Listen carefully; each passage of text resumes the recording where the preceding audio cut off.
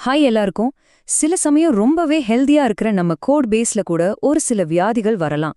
வாங்க இன்னைக்கு நாம parallel inheritance hierarchiesங்கிற ஒரு கோடிங் வியாதியை பத்தி பார்க்கலாம். அதை எப்படி கண்டுபிடிக்கிறது, எப்படி சரி பண்றதுன்னு தான் நாம இப்போ தெரிஞ்சுக்க போறோம். சரி, ஒரு நிமிஷம் யோசிச்சு பாருங்களேன். உங்க கோட பாக்கும்போது ஒரே வேலையை திரும்ப திரும்ப செய்யற மாதிரி எப்பவாச்சும் ஃபீல் பண்ணிருக்கீங்களா?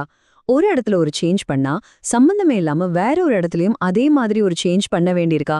அப்படி இருந்தா நீங்க தனியா இல்ல. இது நிறைய டெவலப்பர்ஸ் ஃபேஸ் பண்ற ஒரு காமனான பிரச்சனை தான்.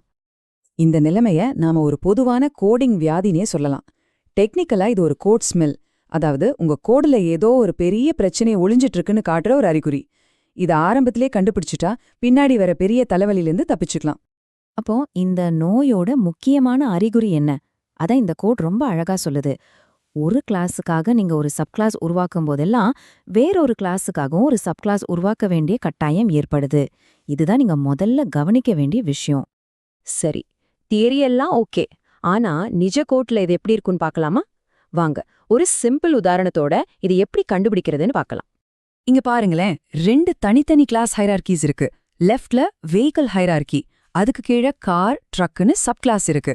அதே மாதிரி ரைட்ல பாருங்க, டிரைவர் ஹைரார்கி, அதுக்கு கீழே கார் டிரைவர், ட்ரக் டிரைவர்னு இருக்கு. இப்போ என்ன நடக்குதுன்னா, நீங்க ஒரு கார் கிளாஸ் உருவாக்குனா உடனே அதுக்கு ஜோடியா ஒரு கார் டிரைவர் கிளாஸையும் உருவாக்க வேண்டியிருக்கு. இதுதான் parallel ஹைரார்கி. ஒன்னு செஞ்சா இன்னொன்னையும் செஞ்சே ஆகணும். இது ஏன் ஒரு பிரச்சனை?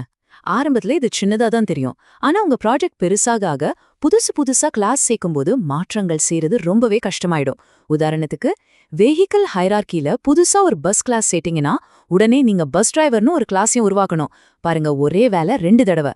இது உங்க வேலையை டபுள் ஆக்கி கோட இன்னும் காம்ப்ளெக்ஸ் ஆக்கிடும். ஓகே, நோயை கண்டுபிடிச்சாச்சு. அப்போ இதுக்கு ட்ரீட்மெண்ட் வேணாமா? வாங்க, இதுக்கு என்ன தீர்வுன்னு பார்க்கலாம். உங்க கோடுக்கான ஒரு சிம்பிளான 2 ஸ்டெப் பிரெஸ்கிரிப்ஷன் தான் இது.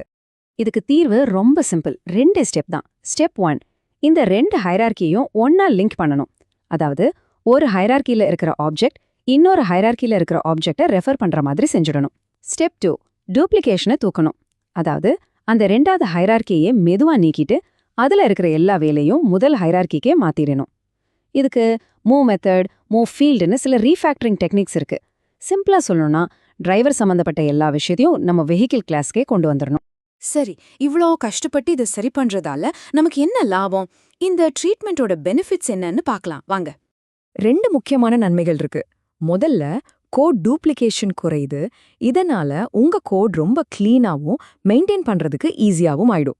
2வது, உங்க கோடோட மொத்த ஆர்கனைசேஷனும் இம்ப்ரூவ் ஆகும். எல்லாம் ஒரே இடத்துல தெளிவா இருக்கும். இதனால ஃபியூச்சர்ல எந்த சேஞ்ச் பண்றதா இருந்தாலும் அது ரொம்ப வேகமாவும் பாதுகாப்பாவும் இருக்கும். இப்போ நாம ஒரு ரொம்ப முக்கியமான கட்டத்துக்கு வர்றோம். எல்லா வியாதிக்கும் மருந்து சாப்பிடணுமா? சில சமயம் ட்ரீட்மெண்ட்டே எடுக்காம இருக்கிறது தான் நல்லது. இது ஒரு டாக்டர் கொடுக்கற வார்னிங் மாதிரி.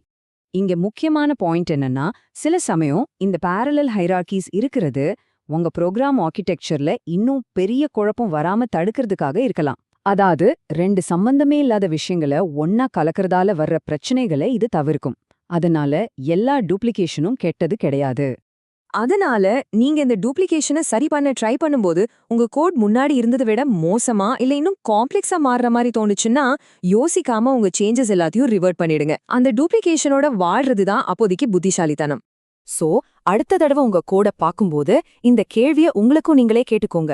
நீங்க பாக்குற இந்த காம்ப்ளெக்சிட்டி ஒரு வியாதியோட அறிகுறியா இல்ல ஒரு பெரிய பிரச்சனையை தடுக்கிறதுக்கான அவசியமான மருந்தா? இத பத்தி யோசிக்க ஆரம்பிக்கிறதே உங்க கோட இன்னும் பெட்டரா மாத்துறதுக்கான முதல் படியா இருக்கும்.